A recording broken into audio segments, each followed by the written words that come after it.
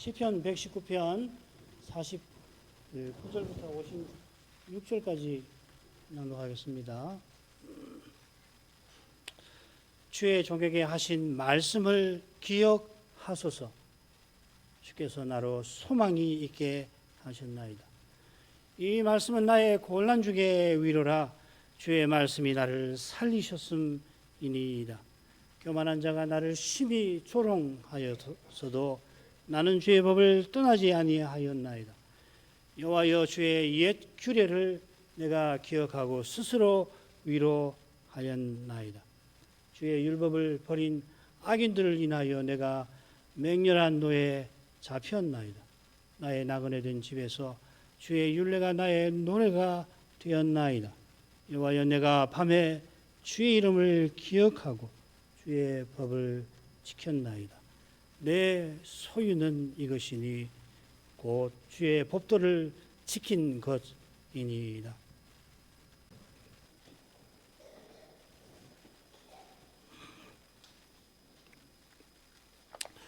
오늘 낭독한 본문은 시편 119편의 7번째 예언입니다. 이 예언은 7번째 알파벳 자인으로 8행이 시작됩니다.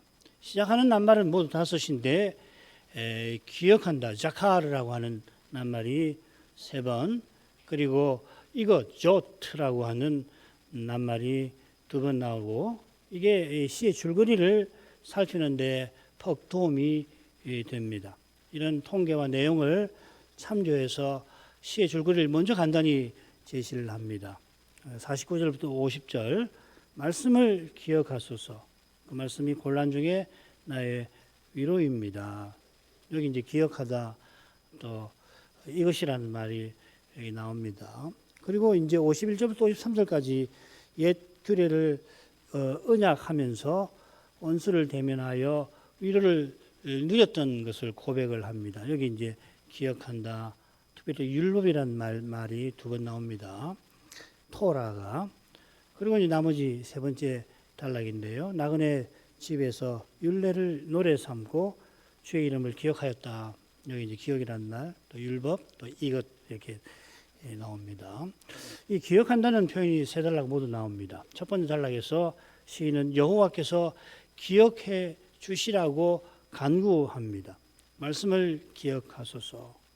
그러고서 이제 이어 나오는 각 행에 나오는 동사들은 죄다 과거형으로 되어 있습니다. 폭이 특별한 경우입니다. 소망이 있게 하셨습니다. 살리셨습니다.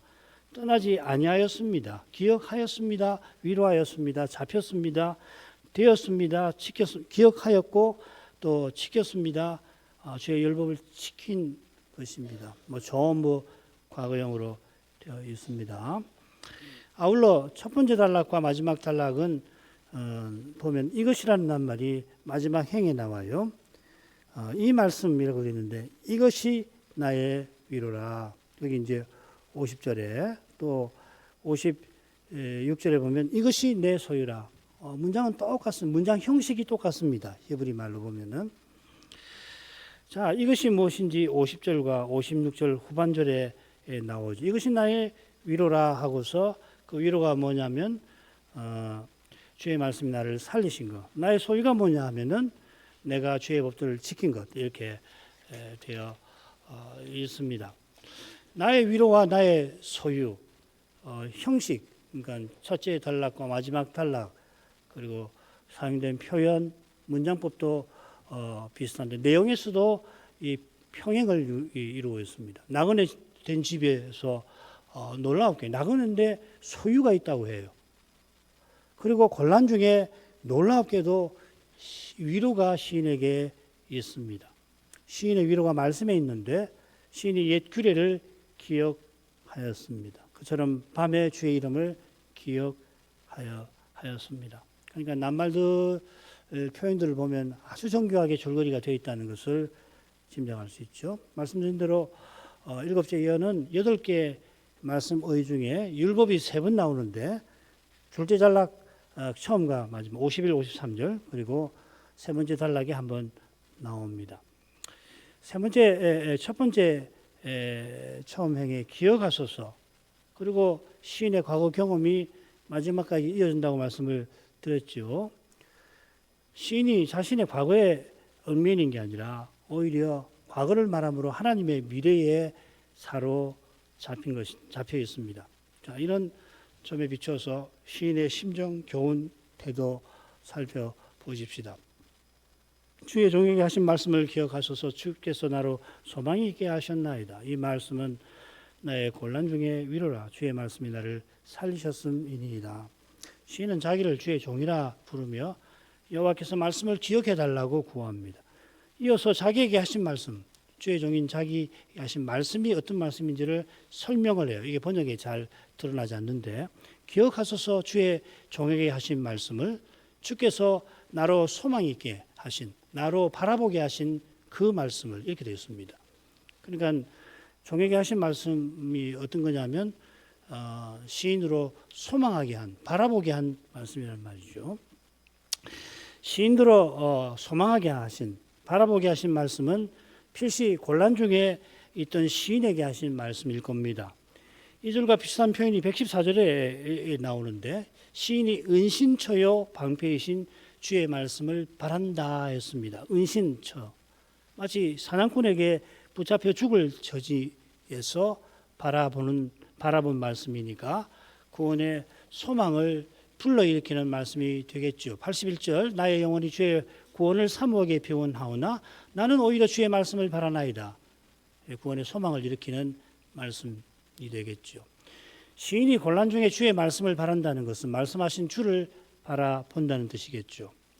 이런 심정과 태도에서 말씀을 기억하소서 하고 간구한 것입니다. 이 간구는 결국 여호와께서 말씀하신 대로 이루어 주시기를 간절히 바라는 것입니다. 시인이 말씀하신 대로 행한 까닭에 지금 곤란 중에 처하여 있습니다. 고난받는 이 현실은 말씀과 어긋나 보이는 현실입니다.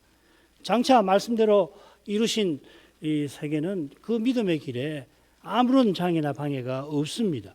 죄와 죽음의 권세가 무너진 세계니 그러하고 더욱이 완전한 의와 영원한 생명이 충만한 세계니 믿음으로 행하는데 장애는커녕 얼마나 유익하고 즐거운지 모를 것입니다. 그러나 지금 여기서는 믿음의 길이 늘 장애와 방해가 도살입니다. 바로 거기서 고난이 발생합니다. 장차는 고난이 다 사라집니다만은 이 고난이 놀랍게도 그 영광을, 장차의 영광을 이룹니다. 이런 점에서 고난은 말씀과 어긋나 보이는 현실에서 말씀이 실현되는 증거인 겁니다. 내가 말씀을 깨닫고 있나, 말씀대로 사는가, 뭘로 확인할 수 있냐면 고난 받는 데서 단연 확인할 수 있다는 겁니다. 고난은 현실과 어긋나 보이는 말씀을 바라는 믿음에서 생기는 겁니다. 혹은 죄와 죽음의 현실을 정직하게 대면하는 데서 이 믿음이 고난 중에 탄식의 기도로 나타납니다. 지금 시인이 필시 탄식하면서 주여 기억하소서 기도할 것입니다. 시인의 탄식이 시인의 소망과 붙어 있습니다. 소망의 아름답고 복스러운 열매에는 탄식의 괴롭고 슬픈 파종이 반드시 필요한 법입니다. 시편 126편이죠. 울며 씨를 뿌리러 나가는 자는 정녕 기쁨으로 그 단을 가지고 돌아오리로다. 탄식하는 그 순간에는 이 사실을, 이 괴롭고 슬픈 파종이 절실하고 필수적이라고 하는 이 사실을 받아들이기가 너무도 힘듭니다. 때로는 이 사실을 받아들이기 힘들어하기는커녕 이 사실 자체를 돌아볼 힘조차도 생기지 않는 겁니다. 이런 의미가 있지 않을까, 이런 의미가 있지 할 때는 아주 그래도 괜찮은 거지요. 나중에는 뭔 의미가 있을까, 의미를 살필 수 없는, 탄식할 수밖에 없는 괴로운 현실에 딱 매여서 있을 때는 이런 거 돌아볼 힘조차도 없습니다. 슬픔과 고통을 견디는 것 자체가 너무 버겁습니다. 마치 일식과도 같이 소망이 탄식에 완전히 가려져서 아예 보이지 않기도 합니다. 내 눈에는 안 보이는 거죠. 그러나 이 탄식은 우리 안에 계신 성신의 말할 수 없는 신비한 탄식에서 나옵니다. 비슷하게 시인의 탄식은 선지자 안에 계신 성신께서 오실 메시아를 그로 바라보게 하신 것과 붙어 있는 겁니다. 마침내 시인이 탄식의 절망을 뚫고 나와서 말씀을 기억하소서 간구할 때 오실 메시아가 그의 마음에 가득하였을 것입니다. 우리 마음이 다시 오시는 그리스도로 가득할 때 내게 사는 것이 그리스도니 죽는 것도 유익함이라 하는 사도의 고백에 이르게 되는 것입니다.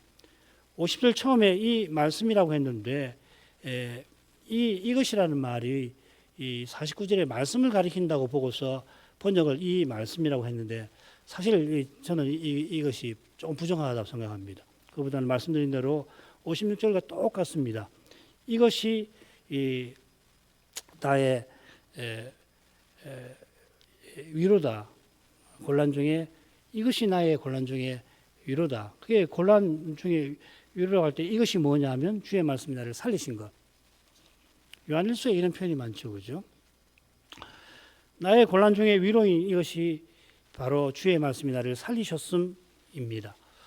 주의 말씀이 나를 살린 그것이 시인에게 위로라 하는 겁니다. 자, 곤란이라고 새긴 단말을 가보십시다. 두 번 더 119편에 나오는데 92절에서 그 뜻이 선명하게 나옵니다. 주의 법이 나의 즐거움이 되지 아니하였다면 내가 내 고난 중에 멸망하였으리라. 거의 같으죠. 그죠? 주의 말씀이 곤란 중에 나를 살린 것이 위로다 하는 것 같은 말씀이죠. 시인이 말하는 고난인데 멸망에 떨어지게 할 만한 상황입니다. 시인의 고결한 믿음을 생각할 때 그가 말하는 멸망은 자기 목숨 잃는 정도가 아니라는 건 우리가 부연할 필요조차 없겠습니다.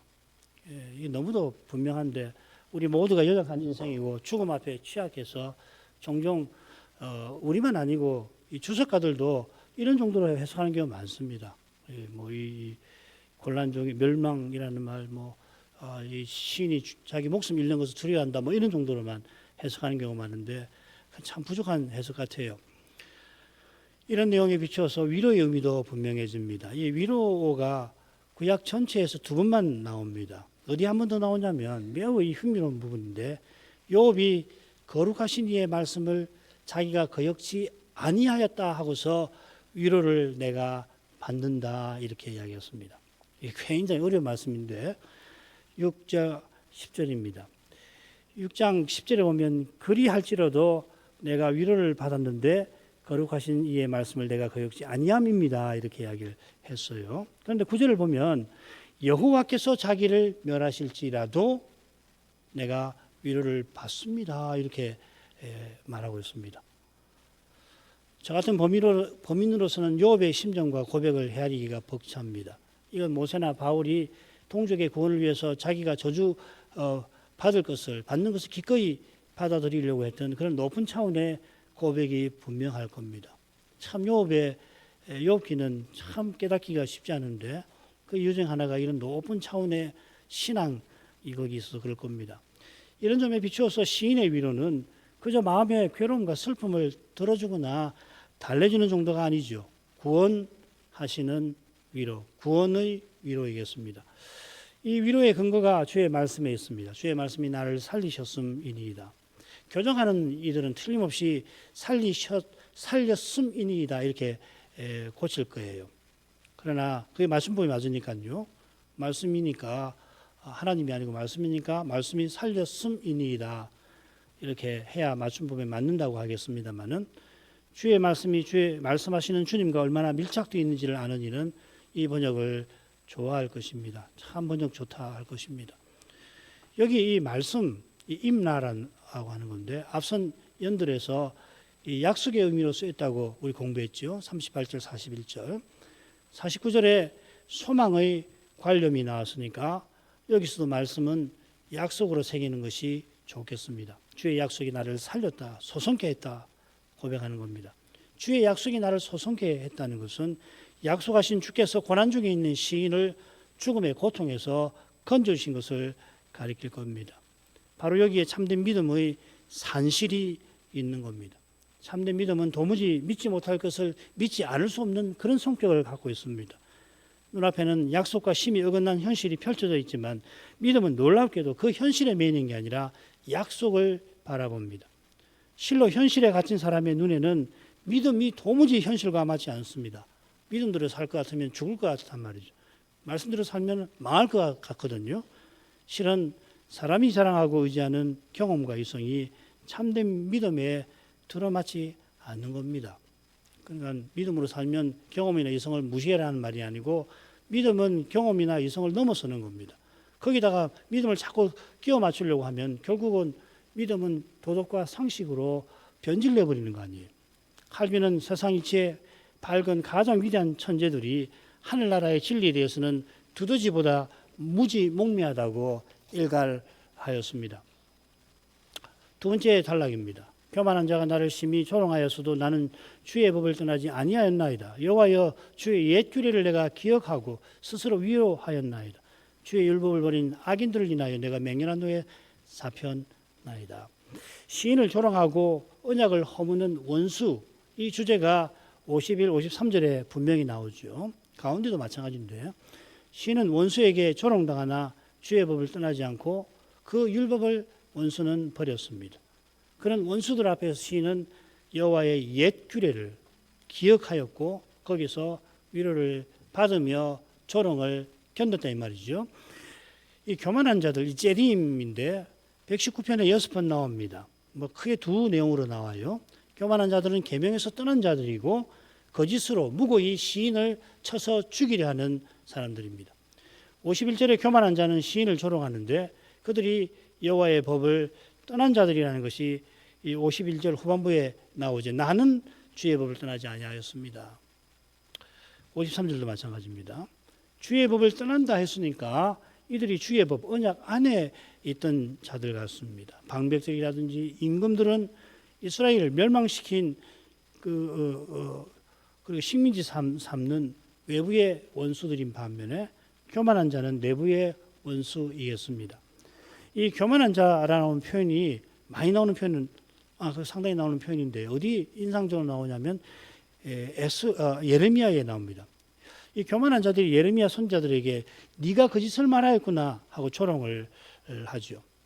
말라기에도 완악한 말로 여호와를 대적하는 이들을 교만한 자들, 대적하는 자들이 놀랍게도 교만한 자들이 복되다 하죠.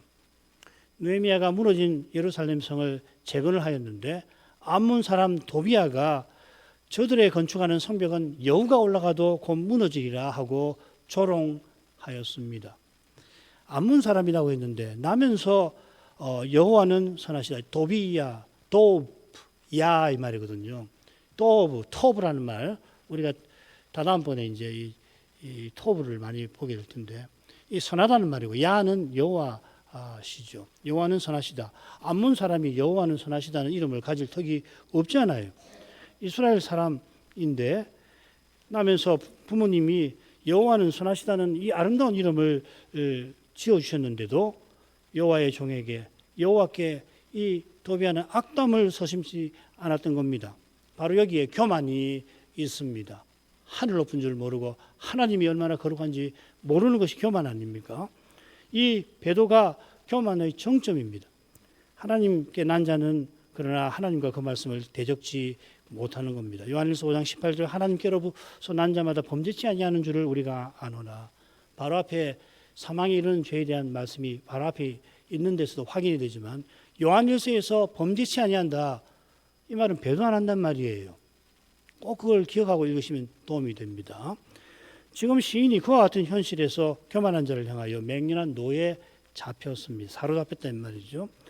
우리 주님께서 성전을 더럽힌 자들에게 거룩한 진노를 쏟으셨던 것처럼 언약을 허무는 교만한 자들을 대하여 시인의 마음에 맹렬한 노가 일어났습니다. 이 맹렬한 노는 여호와께서 배도한 이스라엘에게 쏟으시는 무서운 진노입니다. 열기 태우는 불과 같은 진노를 가리킵니다. 교만한 자의 조롱에 분노가 솟구치는 그때에 그러나 시인은 주의 법을 떠나지 아니하였습니다. 이것은 시인이 교만한 자들과 똑같이 사람의 힘과 꾀로 보복하지 않았다는 것을 가리키는 것 같아요. 이 떠난다 36절에는 향하게 하시고 향치 말게 하소서 그렇게 향한다고 번역이 되어 있었죠. 주의 법을 떠나는 것이 탐욕으로 마음이 향하는 겁니다. 지금 시인은 교만한 자들의 배도를 보고 우분이 솟아나더라도 그 처분을 여호와께 맡기는 겁니다. 목적이 오르면 수단은 상관없다 하는 이런 유혹말이에요. 소위 꽁 잡는 게 매라는 편의주의. 이게 주님의 길을 쫓아가는 길에 늘 매복해 있습니다. 이걸 분별하기가 사실은 쉽지는 않아요. 들을 때는 그렇지, 아무리 이 목적이 정당하더라도 수단도 정당하게 합법적이어야지. 또 꽁 잡는 것이 매니까 꽁만 잡으면 되니까 어떤 놈이든지 그 매가 어떤 결과를 가져올지 상관없이 일단은 잡아보자 하는 이 편의주의 말이에요. 하나님의 교회가 주의 일을 특별히 행할 때에 이런 유혹을 받기가 참 쉽습니다. 사람은 누구든지 이기려 하므로 그리스도 안에서 기꺼이 지리하는 사람이 그리스도의 승리에 참여합니다. 어렵죠? 이 사람은 못하는 겁니다. 이 세상에서는 안 됩니다. 지금 정변이 일어나가지고서 여러분 보시지만은 죽고 사는 문제가 걸려 있잖아요. 이 정변의 문제. 그런데 교회는 그렇게 하면 안 됩니다. 우리가 시민으로서는 이 정변에서 어떤 태도를 취해야 될 것인가. 여러분들이 지금까지 교회에서 배운 말씀으로 또 이 한국 사회에서 배운 교양과 시민의식으로 살아온 그 삶을 통해서 정당하게 판단을 하실 수가 있을 겁니다. 정말 잘못하면 나라가 끝나는 거 아니에요. 12월 3일을 기억하실 겁니다. 많은 교우들이 잡을 못 이루셨는데 그 이유가 우리가 경험을 했거든요. 그런데요, 교회는 그런 식으로 하는 거 아닙니다. 하나님 나라는 그런 식으로 하는 거 아니에요. 이걸 터득하지 못하면은 하나님 나라를 경험할 수가 없어요. 잘해야 멋진 세상 나라 하나는 흉내낼 수가 있단 말이에요. 그래봐야 상식이 통하고 도덕적인 사회 하나는 만들 수가 있을 겁니다. 여기서.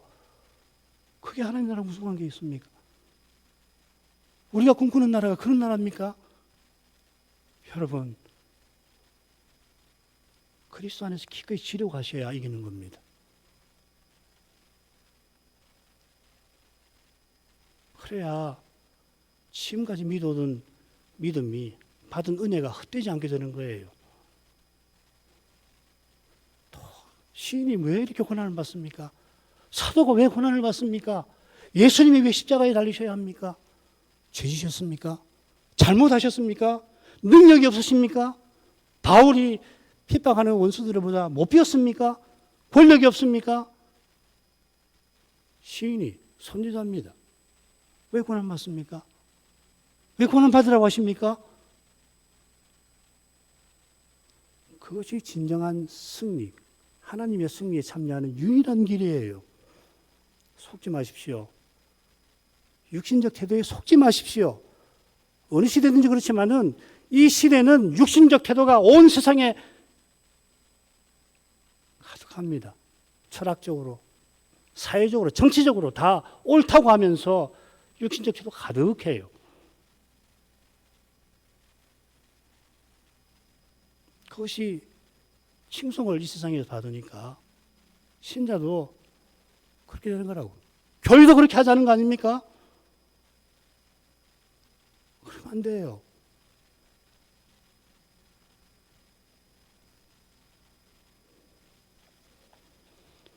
시인을 배우십시다. 당장에는 악인이 득세하니 믿음의 길 걷는 것은 실로 고달픕니다. 거친 분노가 속에서 끓어오릅니다.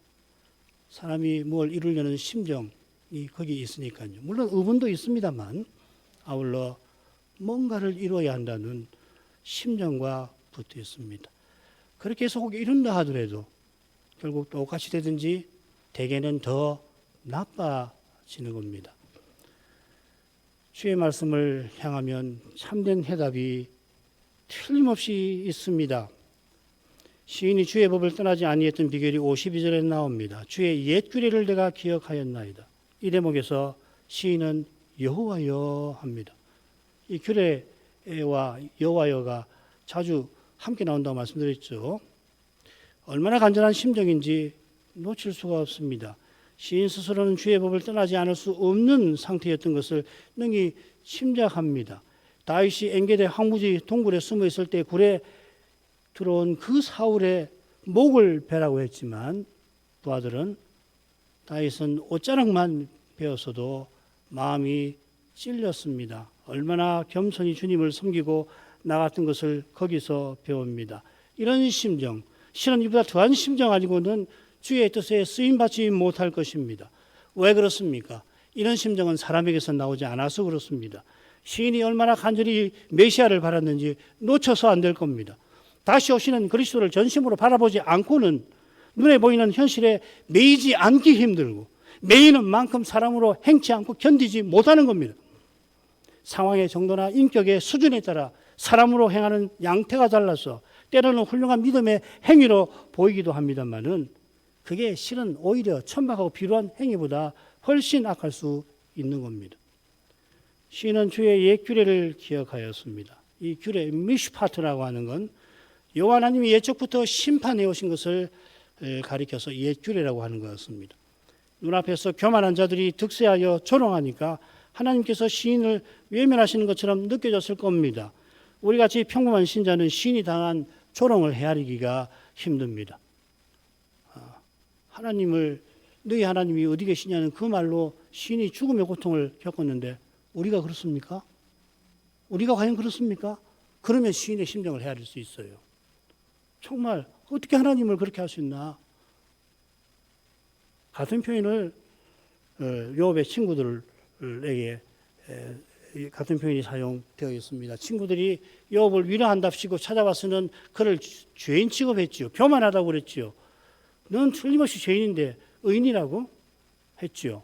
시인은 그런 조롱을 더욱이 심하게 받았습니다. 하나님이 마치 자기를 버리신 것처럼 느꼈을 겁니다. 그런 가운데에서 시인이 여호와의 옛 규례를 기억한 것입니다. 옛적부터 말씀대로 다스려 오셨습니다. 이집트의 바로가 이스라엘 남자아기를 죽여서 언약을 허물 것 같았는데 여호와께서는 바로의 장자를 치셨습니다.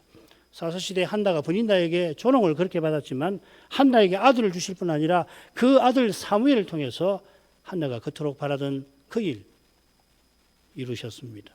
옛 규례니까 현재와 상관없다는 생각에 빠지기 쉽지만은 여호와의 영광을 보는 일은 시인처럼 하나님의 거룩한 통치를 의지합니다. 예전에 기록된 2000년 전에 혹은 그보다 더 이전에 기록된 이 말씀에서 주의 영광을 뵙는 것 현재죠. 그것이 믿음의 길에 절실합니다. 거기에 위로도 있습니다. 시인이 스스로 위로하였다 하였습니다. 참 이 묘하잖아요. 스스로 위로했다. 이게 뭔 말인가? 주께서 나를 위로하셨다든지 혹은 쉽게 내가 위로를 받았다. 영어에 보면 이렇게 번역을 많이 해놨습니다. 위로를 받았다. 뭐 이렇게요. 그게 자연스럽거든요. 그런데 이 표현은 얼른 읽어서는 이해하기 쉽지는 않습니다. 스스로 위로하였다. 주의 위로 없이 자기가 자기를 위로했단 말 아니겠지요. 옛 규례를 기억한 것이 은혜입니다. 아마도 시인이 주님 외에 위로를 발견하지 못하는 상황, 아무도 위로해 줄 리가 없는 거죠. 또 어떤 현실도 위로가 되질 않는 거죠. 그런데 주님은 위로가 되시고 그리고 주님 안에서 홀로 위로를 얻었다 그런 뜻 아닌가 싶어요. 이게 이어지는 나그네 집과도 연결이 되겠습니다. 주님만 나의 위로로 삼고 외로운 길을 걸어갔던 겁니다. 나의 나그네 된 집에서 주의 율례가 나의 노래가 되었나이다. 여호와여 내가 밤에 주의 이름을 기억하고 주의 법을 지켰나이다. 내 소유는 이것이니 곧 주의 법들을 지킨 것이니이다. 이 나그네 된 집 소유 묘한 대조를 이루지요. 얼른 보면 대조입니다. 나그네가 무슨 소유가 있나? 실은 신비한 조화가 거기 있다는 것을 우리는 이미 압니다. 시인이 주의 율례를 그래서 나의 노래라고 고백한 것이겠죠. 주의 율례가 나의 노래가 되었나이다. 그러니까 54절은 이게 먼저 나옵니다. 원문은. 율례는 법령이니까 명확하고 더구나 군더더기 없이 진술돼야 하므로 자연히 산문이죠. 대한민국 헌법을 요즘에 읽어보신 분이 있을 텐데 뭐 군더더기 없습니다.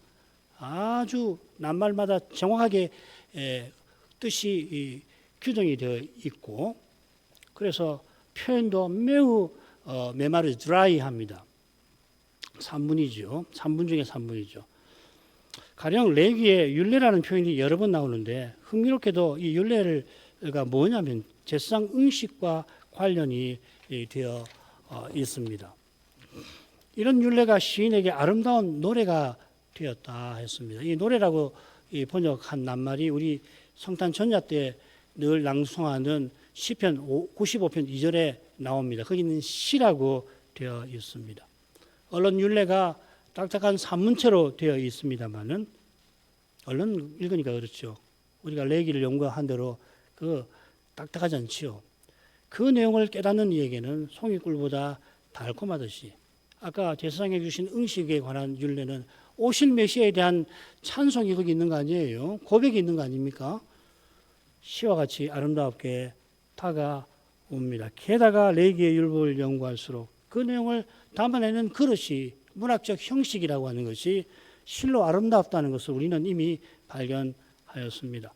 모세가 율법을 통하여 하나님 나라 메시아의 아름다운 영광을 드러내려 했으니까 자연히 거기에 걸맞은 문학적 형식을 사용했을 줄로 압니다. 그 율례가 놀랍게도 노래가 된 상황이 나의 나그네 된 집에서라는 표현에 잘 드러나고 있습니다. 19절에 내가 객이라고 그랬죠. 세상에서 땅에서 객이 되었다 하면서 방백들도 앉아서 자기를 회방하는 상황이나 식민지 백성으로 살며 마음이 상한 상황을 이 나그네라고 하는 표현을 통해서 암시하였습니다. 이런 상황이 나그네 된 집이라는 표현도 가리키는 듯 합니다. 시인처럼 우리도 이 땅에서 나그네로 살아갑니다. 장차 주님이 다시 오시는 그날을 바라보는 것처럼 시인도 오실 메시아를 바라보며 나그네로 그 시대를 살았습니다. 포로에서 돌아와 고향에 살고 있습니다만은 그러나 열조처럼 나그네로 살 수밖에 없었습니다. 나그네로 살아가는 시인에게 이 역대상 29장 15절 이 다윗의 말이죠. 다윗 왕인데 가작 이스라엘 역사에서 큰 영토를 경영한 왕 아닙니까? 주의 앞에서는 우리가 우리 열조와 다름없이 나그네와 우고한 자라 세상에 있는 날이 그림자 같아서 머무름이 없나이다. 나그네로 살아가는 시인에게 영원한 나라를 가리키는 율례는 노래지요, 시지요. 이어 밤을 언급한 것은 나그네 처지와 붙어 있습니다. 밤은 집에서 쉬는 시간입니다마는 나그네는 밤에도 쉴 곳을 찾지 못하곤 합니다. 비라도 내리면 우리 식으로 하면 어느 집 추녀 끝에 앉아가지고서 밤을 지새야 합니다. 나그네는 낮에도 쉴 곳이 없으니 무서운 밤길을 걸어가야 합니다. 어디서 적이 나타나서 죽일지 모릅니다. 시인의 현실은 어둡습니다. 그런 현실에서 시인은 주의 이름을 기억하였습니다. 주의 이름이라고 하는 것은 여호와께서 친히 구원하셔서 자기 영광을 드러내신 것을 가리킵니다. 시에서 여호와를 찬송하라, 여호와의 이름을 찬송하라 같은 말인데 여호와의 이름이라고 할 때는 구원의 일을 행하신 여호와를 경험하고 찬송하는 걸 가리킵니다. 밤처럼 어두운 현실에서 시인은 주의 이름에서 빛을 영광을 봅니다. 어두운 현실에서도 시인은 주의 이름을 기억하고 주의 법을 지켰습니다. 여섯 번째 연에서 주의 약속을 믿고 주의 법을 항상 영영이 끝없이 지키리이다 하였던 그 심정을 전에도 품었던 겁니다. 당장에는 주의 법이 교만한 자들에게 짓밟히고 있습니다만 주께서 그 법을 틀림없이 이루실 것을 바라보았습니다. 누가복음 16장 17절 그러나 율법의 한 획이 떨어짐보다 천지의 없어짐이 쉬우리라. 하나님 말씀을 믿는 사람은 절대로 낭망하는 법이 없어요. 반드시 이루어집니다. 주께서 전하라고 하신 말씀은 반드시 이루어지는 것이에요. 오실 메시아와 영원한 나라를 바라보는 시인은 나그네 길에서도 내 소유를 말할 수 있습니다. 내 소유라고 하는 것은 장차 사라지거나 심지어 없어지는 것이 아니죠. 누가복음 16장 9절부터 12절 오늘도 이 부자에게 네 좋은 것을 이미 받았다 할 때 그 뒤에 있는 개념입니다. 지금 이곳에서 선한 것도 장차는 사라집니다. 지금 이곳에서 악한 것은 없어집니다. 영원한 나라에도 가져갈 수 있는 그런 소유를 시인은 나그네길에서 대제국을 이룬 페르시아 왕도 가질 수 없는 그 소유를 발견하고 거기서 위로를